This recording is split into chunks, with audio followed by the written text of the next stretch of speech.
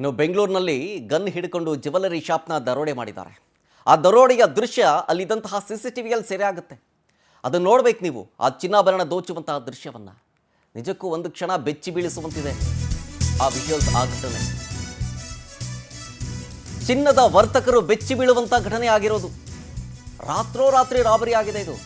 ಅದು ಏನು normal robbery ಅಲ್ಲ, ಕೈಯಲ್ಲಿ ಗನ್ ಹಿಡ್ಕೊಂಡು ಎಂಟ್ರಿ ಕೊಟ್ಟಿದ್ದಾರೆ. ಎಲ್ಲರೂ ಮುಸ್ಕಾಕೊಂಡಿದ್ದಾರೆ. ರಾತ್ರಿ ಅಂತಂತಂದ್ರೆ ಡೋರ್ ಕ್ಲೋಸ್ ಆದಾಗಲ್ಲ, ಶಾಪ್ ಕ್ಲೋಸ್ ಆಗಲ್ಲ, ಶಾಪ್ ಕ್ಲೋಸ್ ಮಾಡೋ ಟೈಮ್ಗೆ ಖದೀಮರು ಎಂಟ್ರಿ ಕೊಡ್ತಾರೆ. ಎಲ್ಲಿ ಗೊತ್ತಾ ಇದು? ಮಾಚೋಹಳ್ಳಿ ಗೇಟ್ನ ಭೈರವೇಶ್ವರ ಕಾಂಪ್ಲೆಕ್ಸ್ನಲ್ಲಾಗಿದೆ. ರಾಮ್ ಜ್ಯುವೆಲರ್ಸ್ ಅಂಗಡಿಗೆ ಕನ್ನ ಹಾಕಿ ಕಳ್ಳರು ಎಸ್ಕೇಪ್ ಆಗ್ತಾರೆ. ಆ CCTV ವಿಜುವಲ್ಸ್ ನೋಡಿ. ಅಲ್ಲಿ 3 ಜನ ಎಂಟ್ರಿ ಕೊಟ್ಟಿದ್ದಾರೆ ಕ್ಲೋಸ್ ಮಾಡುವಂಥ ಟೈಮು. ಒಬ್ಬ ಆಚೆಯಿಂದ ಅವನನ್ನು ಹಿಡಿಯುವಂಥ ಕೆಲಸಗಳಾಗುತ್ತೆ. 3 ಜನ ದರೋಡೆಕೋರರನ್ನು ಆಗಲಿಲ್ಲ.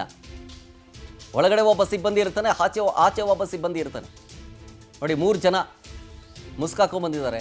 ಎಲ್ಲರೂ ಒಂದೇ ಥರ ಜಾಕೆಟ್ ಹಾಕೊಂಡಿದ್ದಾರೆ, ಒಂದೇ ಥರ ಹ್ಯಾಟ್ ಹಾಕೊಂಡಿದ್ದಾರೆ. ಬಂದು ಕ್ಷಣ ಮಾತ್ರದಲ್ಲೇ ದರೋಡೆ ಮಾಡಿ ಎಸ್ಕೇಪ್ ಆಗೋದು.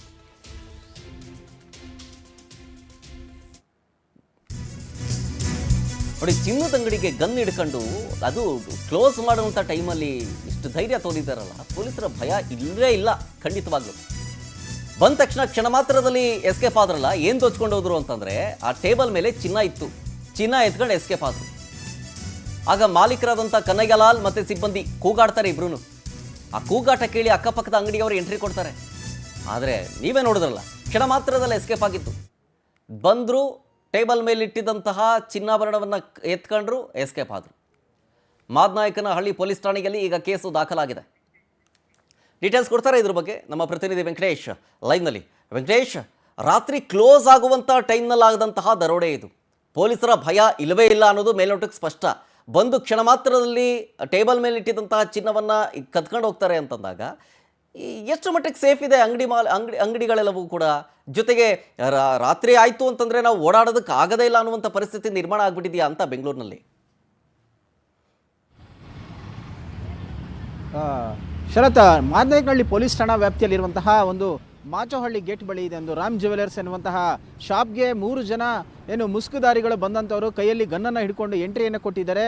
ಬಂದಂಥವರ ಕ್ಷಣ ಮಾತ್ರದಲ್ಲಿ ಮಾಲೀಕ ಮತ್ತು ಅಲ್ಲಿ ಕೆಲಸ ಮಾಡ್ತಾ ಇದ್ದಂಥ ಸಿಬ್ಬಂದಿಯನ್ನು ಹೆದರಿಸಿ ಸುಮಾರು 184 ಗ್ರಾಮ್ನಷ್ಟು ಚಿನ್ನಾಭರಣವನ್ನು ದೋಚಿ ಎಸ್ಕೇಪ್ ಆಗಿದ್ದಾರೆ. ಕೇವಲ 12 ಸೆಕೆಂಡ್ಗಳ ಅಂತರದಲ್ಲಿ ಈ ಒಂದು ಕೃತ್ಯವನ್ನು ಎಸಗಿರುವಂತಹದ್ದು. 8:30 ಸುಮಾರಿಗೆ ಬಂದಿದ್ದಾರೆ. ಅಂದರೆ ಬೆಳಗಿನಿಂದ ಕೂಡ ವ್ಯಾಪಾರ ಮಾಡಿದ್ದಂತಹ ಈ ಕನ್ನಯ್ಯಲಾಲ್ ಅನ್ನುವಂಥ ಮಾಲೀಕರು ಇನ್ನೇನು ಅಂಗಡಿಯನ್ನು ಕ್ಲೋಸ್ ಮಾಡಬೇಕು ಅನ್ನೋ ಟೈಮಲ್ಲಿ ಅಲ್ಲಿದ್ದಂಥ ಜ್ಯುವೆಲರಿಗಳನ್ನೆಲ್ಲ ತೆಗೆದು ಒಳಗಡೆ ಇರುವಂಥ ಕೆಲಸವನ್ನು ಮಾಡ್ತಿರ್ತಾರೆ. ತಕ್ಷಣ ಎಂಟ್ರಿ ಕೊಟ್ಟವರೇ ಕೂಡ ಗನ್ನನ್ನು ತೋರಿಸ್ತಾರೆ. ಅವರು ಪ್ರಾಣ ಭಯದಿಂದ ಅವಿತುಕೊಳ್ತಾರೆ. ಯಾವುದು ಸೌಂಡ್ ಮಾಡಬಾರ್ದು ಅನ್ನುವಂಥ ರೀತಿಯಲ್ಲಿ ಅವ್ರಿಗೆ ಗನ್ನನ್ನು ತೋರಿಸ್ತಾರೆ. ಒಬ್ಬ ವ್ಯಕ್ತಿ ಆ ಕಡೆ ನಿಂತ್ಕೊಂಡ್ರೆ ಮತ್ತೊಬ್ಬ ವ್ಯಕ್ತಿ ಆತನನ್ನು ಗನ್ನನ್ನು ಹಿಡಿದು ತೋರಿಸ್ತಾ ಇರ್ತಾನೆ. ಕ್ಷಣ ಮಾತ್ರದಲ್ಲೇ ಕೈಗೆ ಸಿಕ್ಕ ಒಡವೆಗಳನ್ನೆಲ್ಲ ಕೂಡ ತೆಗೆದುಕೊಂಡು ಆತ ಎಸ್ಕೇಪ್ ಆಗ್ತಾನೆ.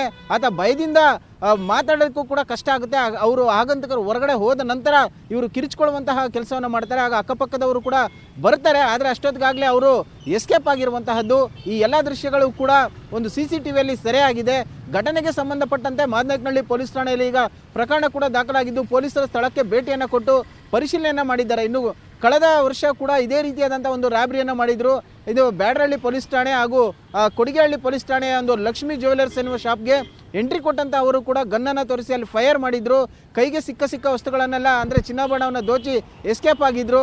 ಆದರೆ ಅದರಲ್ಲಿ ಒಬ್ಬನಿಗೆ ಒಂದು ಬುಲೆಟ್ ಕೂಡ ಫೈರ್ ಆಗಿ ಆ ಸಂದರ್ಭದಲ್ಲಿ ಆತ ಉತ್ತರ ಪ್ರದೇಶಕ್ಕೆ ಎಸ್ಕೇಪ್ ಆದಂಥ ವೇಳೆಯಲ್ಲಿ ಅಲ್ಲಿ ಚಿಕಿತ್ಸೆ ಫಲಕಾರಿಯಾಗಿದೆ, ಆತ ಮೃತಪಟ್ಟಿದ್ದ. ಆದರೆ ಇಲ್ಲಿ ಫೈರ್ ಮಾಡದೆ ಗನ್ನನ್ನು ತೋರಿಸಿ ಇಷ್ಟು ಚಿನ್ನಾಭರಣವನ್ನು ಕದ್ದು ಎಸ್ಕೇಪ್ ಆಗಿದ್ದಾರೆ.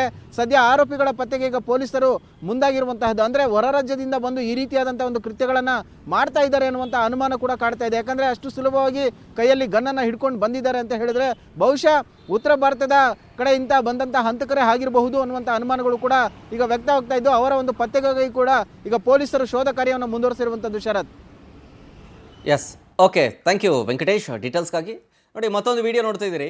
ಒಳಗೆ ಬಂದಿದ್ದು ಹೊರಗೆ ಬಂದಿದ್ದು ಅಷ್ಟೇ ಒಂದು ಕಡೆ ನೋಡಿದ್ದು. ಈಗ ನೋಡಿ, ಒಳಗಿನ ದೃಶ್ಯಾವಳಿಗಳನ್ನು ನೋಡ್ತಾ ಇದ್ದೀರಿ. ಬರ್ತಾರೆ 3 ಜನ, ಒಬ್ಬನ ಕೈಯಲ್ಲಿ ಗನ್ ಇರುತ್ತೆ. ಗನ್ ಇದ್ದಂಥ ಸಂದರ್ಭದಲ್ಲಿ ಅಲ್ಲಿ ಮಾಲೀಕ ಇರ್ತಾನೆ. ಮಾಲೀಕನಿಗೆ ಗನ್ ತೋರಿಸಿದ ತಕ್ಷಣ ಅಲ್ಲಿ ಟೇಬಲ್ ಮೇಲೆ ಇದ್ದಿದ್ದು, ಆಮೇಲೆ ನೋಡಿ ಜಸ್ಟ್ ನೋಡಿ ಎಕ್ಸಿಟ್ ಆಗೋ ಟೈಮ್ ನೋಡಿ. ಮತ್ತು ನೋಡಿ 8:56 ಈ ಕಡೆ ನೋಡಿ 8:57 ಅಂತ ತೋರಿಸ್ತಾ ಇದೆ ಟೈಮು. ಎಂಟ್ರಿ ಆಗೋದು 56, ಕದೀತಾ ಇರೋದು 57. ಕ್ಷಣ ಮಾತ್ರದಲ್ಲಿ ಮತ್ತೆ ಎಸ್ಕೇಪು. ಅಂದರೆ ಕೇವಲ 1-1.5 ನಿಮಿಷದಲ್ಲಿ ಅಷ್ಟೇ ಎಸ್ಕೇಪ್ ಆಗಿರೋದು.